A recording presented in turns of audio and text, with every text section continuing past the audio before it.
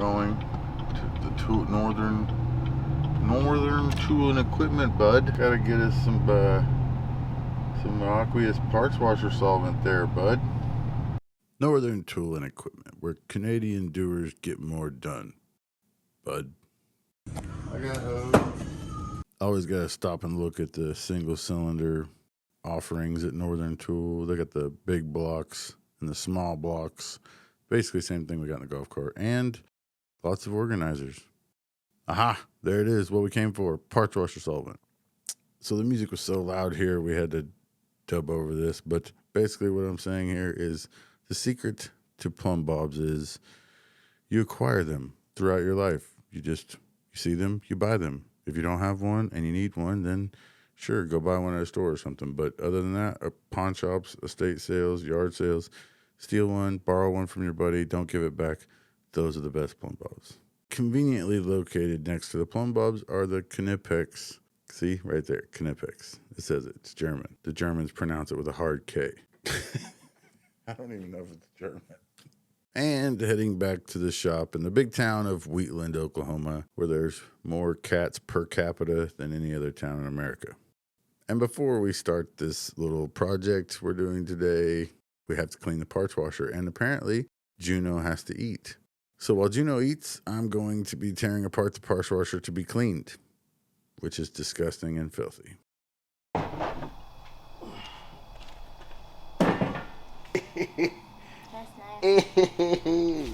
And if you have a parts washer, you'll know that it collects weird things underneath it. It's like a catch-all for lost tools and parts and everything you can think of. Thankfully, I have a good helper here, that one, Juno. She's cleaned the whole area and put the center blocks back while I was cleaning the parts washer. And there you go. Look, nice, clean, crystal clear Canadian Northern Tool water from Germany.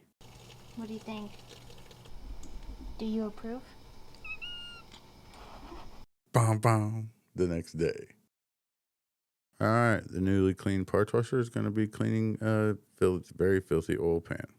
I like to take it completely apart. That way you know you don't have any nooks and crannies full of shavings or anything that could, geez, man. I'm just dropping all of it. This is why small fasteners aren't my friend. Look at that. Keep them all a nice little organized deal. Hey, now this was a fresh motor with a fresh oil pan and fresh oil in it. I believe that to be zinc and magnesium and all the additives in the oil that was suspended in the oil and that eventually fell out from the motor sitting in my shop since Jackie doesn't have any balls to put it in her car until now. LOL. You always got to throw the 69 LOL in there. And now we let the German Von Hayes go to work. Haas. Von Haas. Look at that. Man. Oh, yeah. See, I'm very thorough. Because you get silicone in these holes and then the oil pan doesn't want to line up. Plus, it's a billet oil pan. It was made 150 years ago, so it doesn't want to line up anyway. Oh, yeah. Nice and clean. Looking good. Putting the... Oh, whoop. Drop that. Pick it back up. Oh, dropped it again. What is this? The Harlem Globetrotters?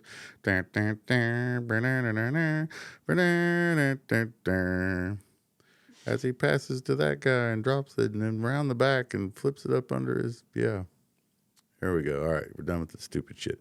Get the fasteners in the hole. Nope. That one doesn't want to start. That one's definitely toenailed. This guy doesn't care. I guarantee you he's going to run them in with a fucking impact and not give a shit. Plus, I noticed there's a crack right in the side. Oh, okay, and we're moving on. Now that we got the oil pan clean, it's time to get the motor out of the vet. We've been using this motor as mock-up in the vet so we could get the mid-plate made and the transmission cross-member made and get the tonal raised, everything we needed to do to get the motor in the vet so that when the motor gets back from the machine shop, we'll be ready to go. Wow, that guy's fast. You see his hand? He's going in high gear here. Now that this motor has a home in Jackie's a new home, we found this motor a new home. We have rehomed this ugly little motor. That's what we do. We find new homes for ugly little motors. Because it's a Corvette, the front end is like 900 foot long and the motor is all the way in the back seat. So you can't really go out the front. You have to go over the side of the fender, which is terribly dangerous on a fiberglass car. Luckily, I got that big red Ranger cherry picker there. And coming down, Time to get it on a motor stand. Look how clean that floor is. This guy is good. It's time to get this motor on the stand. We got to get the Corvette's oil pan off of it that we were using to mock up in there. And we got to get its oil pan back on it because Jackie's car is a real nitrous car, which means you can take the oil pan off of the motor in the car because, you know, you got to change pistons of those things every once in a while. So we're going to get this one back on the stand so I can get the oil pan back on it, get the intake mocked up, start getting this thing ready to be the way it was when I tore it apart to go in the Corvette. Basically, here at Midwest Street Cars, we do everything 3 times and then backwards.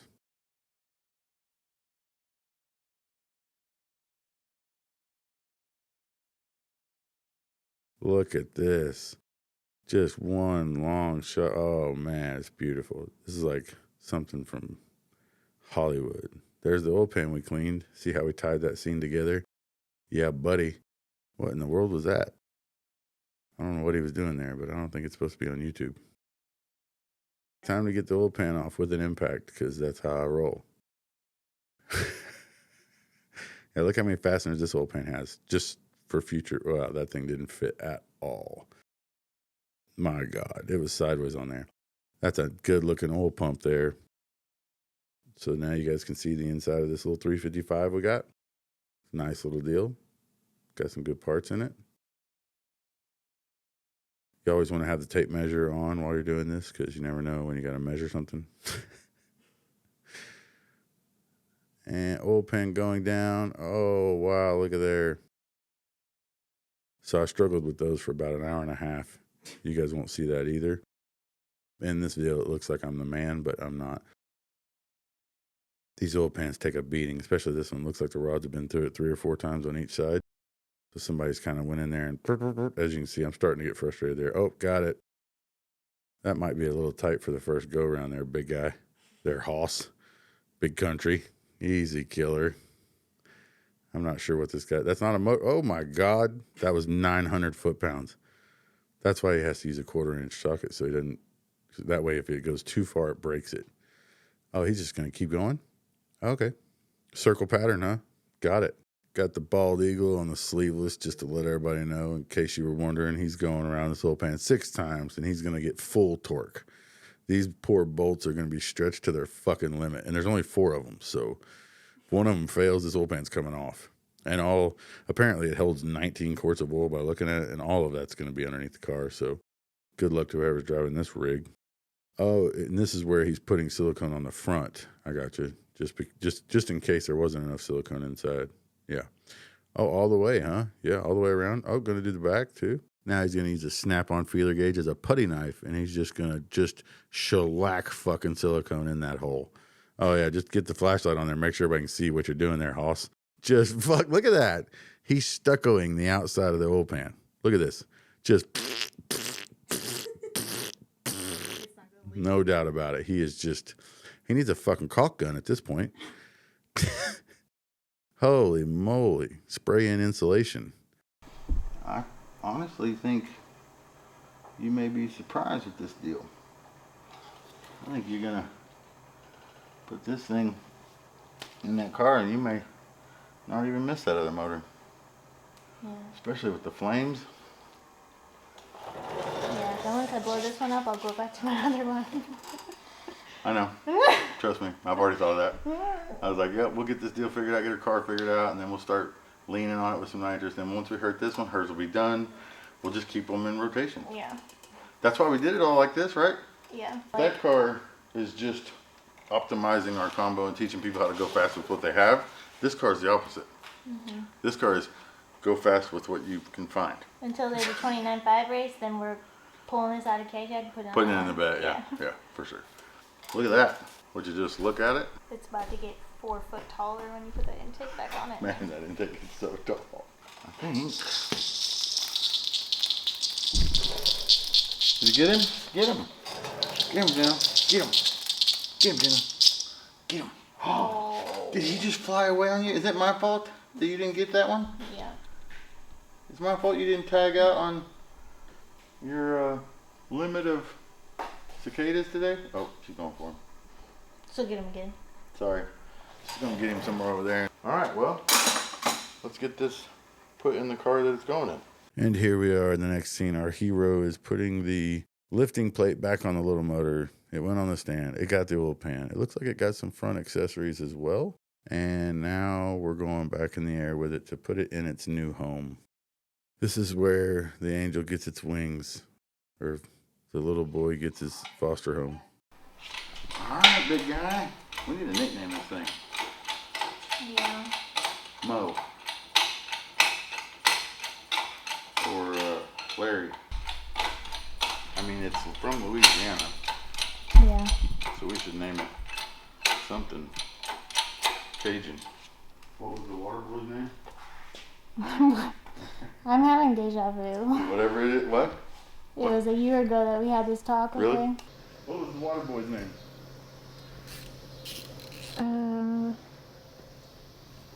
Billy? No. Whoa, buddy. Perfect. I hit the oil pan on my phone. I'll have to cut it off and too fast. It'd be a shame. Got a long way to go up, buddy. All right, now the motor's going in. He's got a new helper in this scene. She is guiding the motor down, and she's going to put it right into place with your fucking fat ass. And this is the part where the hero is blocking the shot, which is awesome. It's always good to know. Luckily, Jackie's there to align the dowels with the mid plate. I love working on race cars, by the way. The Vet is not a race car yet. It's still being made into a race car, but this deal is a race car. Motor goes in, bolts go in, shit gets done in race cars. Boom goes the die. It's in the... Whoa, look at that. It looks like I'm on both sides of the car because we have the same ugly clock tattoo on our arm. Look at that. It's like my left arm is really skinny and just a little bit lighter. And I'm wearing one glove. Oh, now I got 3 arms. Hey, no, I really am wearing one glove. Holy shit, look, I'm on both sides of the car. Holy shit, this... Okay. Easy, big dog, easy. Easy, big dog. There you go. For everyone that's watching this and doesn't really understand what's going on here, the quick Reader's Digest version is the weather dropped about 4 or 5 degrees. Jackie all of a sudden realized the weather's getting cooler, which means the streets are getting hotter. I've been trying to talk her into putting my motor in her car all summer, but you know, she wanted to do it with her motor. She wanted to do it right, and she didn't think her motor was going to take that long. But we had a little talk the other night, and she was looking over at her car with the big long eyes.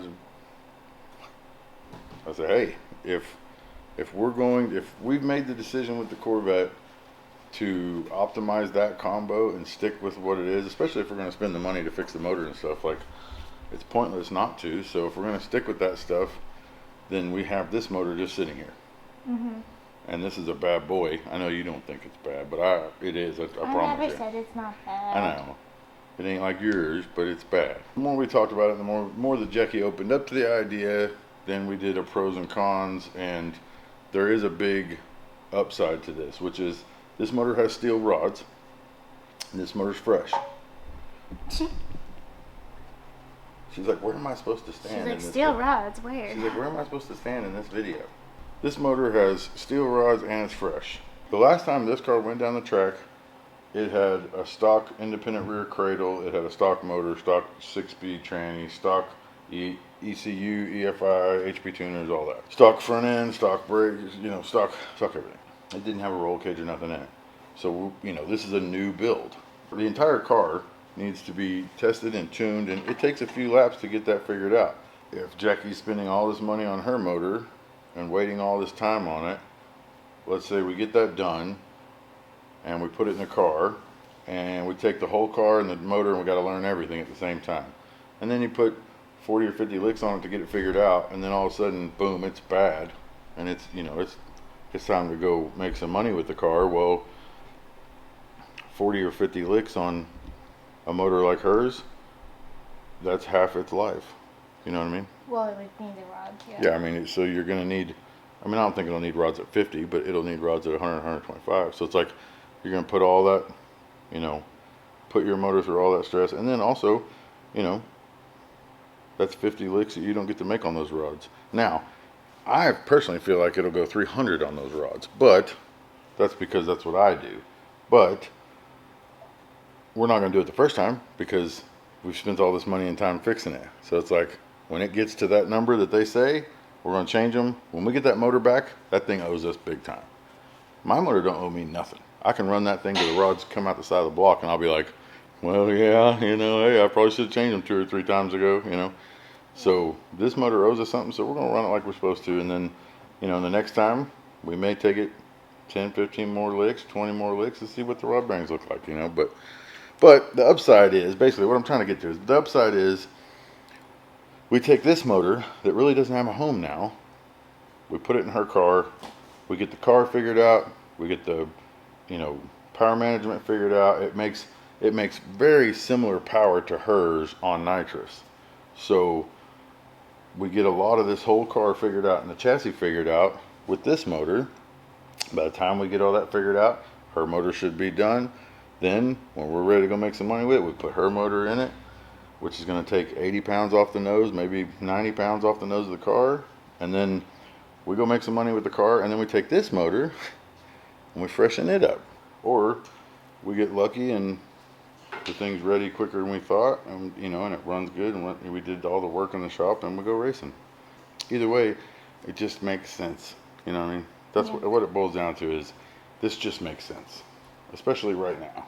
This just makes sense. Yeah.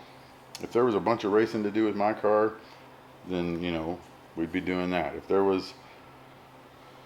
we had everything for the vet to go, you know, see how fast we can make it run, we'd be doing that, but we don't. So we got 2 things that match. We got a small block nitrous car and we got a small block nitrous motor. Let's make a sandwich. But man, how cool would it be if this thing runs? You know, you've been building this car for 2 years. Stop. How cool would you've had? Think about it. I mean, you know, of course, there's a lot of mission creep because it was going to be just let's put a solid axle in it and keep all the stock stuff, and then it was going to be, well, let's put a lightweight front end on it, or you know, the front suspension, but we were still going to have the LS supercharged engine in it. And then it was like, let's put a good cage in it, okay? And then it was like, let's do fuel tech, and then, you know, small block nitrous. And so this car's had a lot of mission creep. It's just you know, it keeps going up. Yeah, so the next time you see me, which should be a lot sooner than later, I'm gonna have a whole lot more done to this car and a whole lot more done to that car. All right. All right. Well. Well, bye.